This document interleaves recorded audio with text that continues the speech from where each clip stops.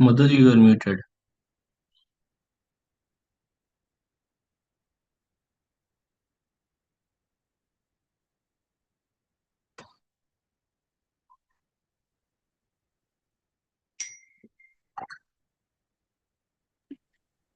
Okay, sorry, I was on mute. I'll just read again. Srila Vishwanath Chakravarti Thakur specifically deals with the original and pure sex psychology, Adi Rasa, devoid of all mundane inebriety. The whole material world is turning on the basic principle of sex life. In the modern human civilization, sex life is the central point of all activities. Wherever we may turn our face, we see a great prominence of sex life. Therefore, sex life is not unreal. Its true reality is experienced in the spiritual world. Material sex life is but a perverted reflection of the original. The original, therefore, is in the absolute truth, and the absolute truth cannot be impersonal and have a sense of pure sex life.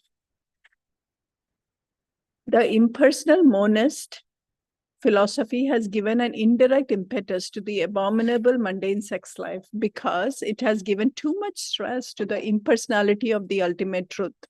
The result is that men who lack knowledge have accepted the perverted sex life as all in all without any information about the actual spiritual form of sex. There is a distinction between sex life in the diseased condition of material life and that in the spiritual existence. The Srimad Bhagavatam will gradually elevate the unbiased reader to the highest perfectional stage of transcendence above the three modes of material activities, namely fruitive activities, speculative philosophy, and worshipping the functional deities as they are inculcated in the Vedic verses. Srimad Bhagavatam is the embodiment of devotional service to the Supreme Personality of Godhead, Krishna. It is therefore situated in a superior position over all Vedic literatures. The term religiousness includes four primary subjects, namely 1, pious activities, 2, economic development, 3, satisfaction of the senses, and 4, liberation from the material bondage. Thus, dharma, artha, kama, moksha.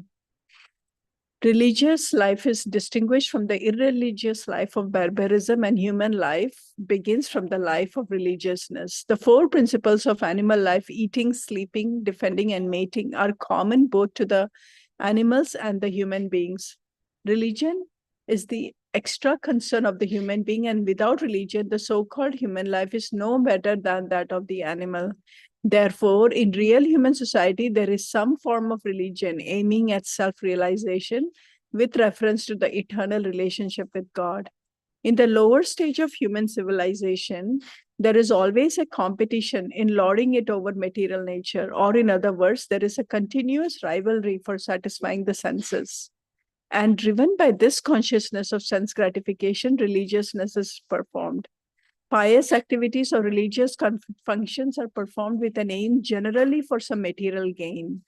If such material gain is obtainable in another way, then the so-called religiousness is neglected, as we can see in the modern human civilization. The economic desires being seemingly fulfilled in another way, nobody is interested in religion now.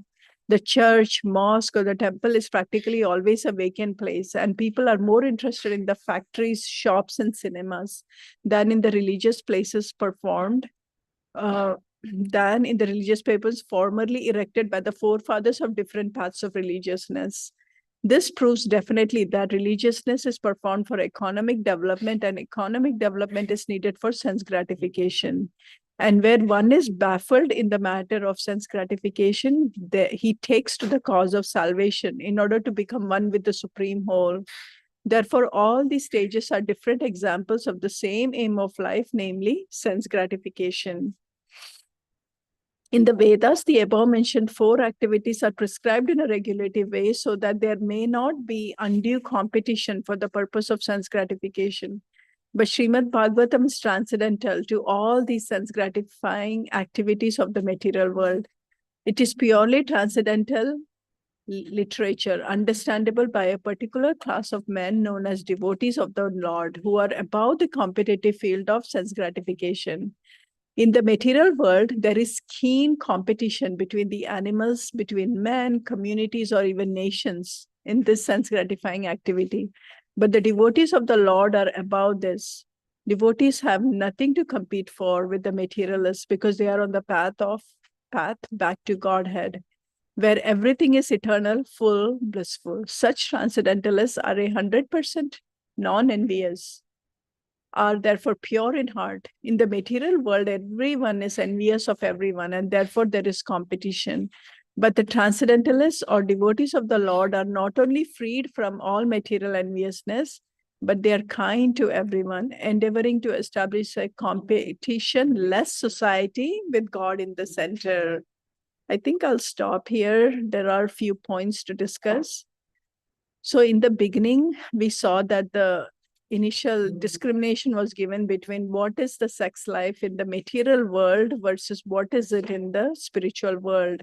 There is clear distinction, right, about what it is, because what's the main difference is that in the material world, it is truly for our own pleasure.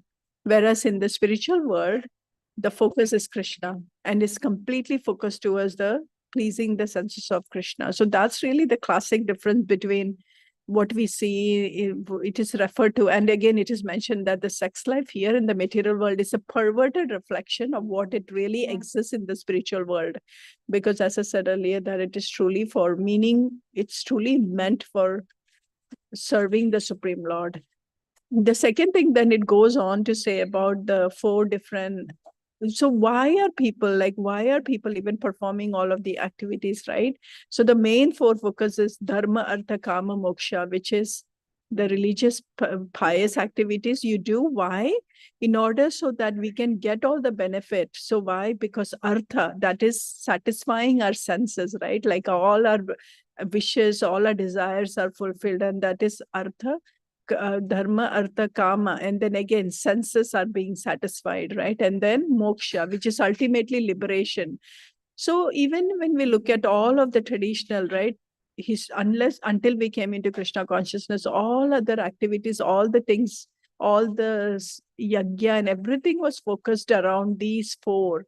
Either I'm getting more benefit, like I'm getting benefit of material things and all my desires are getting fulfilled, or I'm aspiring for liberation. Those were all really the four important things that are based around it. And that's why Prabhupada is explaining that nowadays in the Kali Yuga, we don't see many people following spiritual activities. Why? Because as long as other places are giving me that same satisfaction, people are not understanding the whole cycle of karma, right? They are not understanding that I may be indulging in so many other activities, but finally I am just going to be in the cycle of birth and death all along. So people are just doing that. As long as I'm getting pleasure, as long as I can really make the full maximum fun out of my life, I'm good. Why do I need to go to the temple? Why do I need to go to the church? I'm okay with what I can do, right? Live the life to the fullest. Isn't that what people usually say? So that's what Prabhupada is emphasizing, that people have forgotten what it is, the real religion. And that is where somebody comes into Srimad Bhagavatam, because in Srimad Bhagavatam, the first verse, it says, Dharma Projita Kalpa. So it's like any other religion, anything else is there, you give away everything else, and that's where you come to the real religion, and that is Srimad Bhagavatam. So even in order to start with the Srimad Bhagavatam, the students have to be very clear that it is not regarding anything else, any of the fruitive religion, the cheating religion. There is no cheating religion. In order for us to start the study of Srimad Bhagavatam, we have to enter into the pure consciousness that my motive of reading Srimad Bhagavatam and doing this devotional service is not for any of the dharma, artha, kama, moksha, but rather it is truly for pleasing the Supreme Lord, keeping Krishna at the center, and that Krishna should be pleased.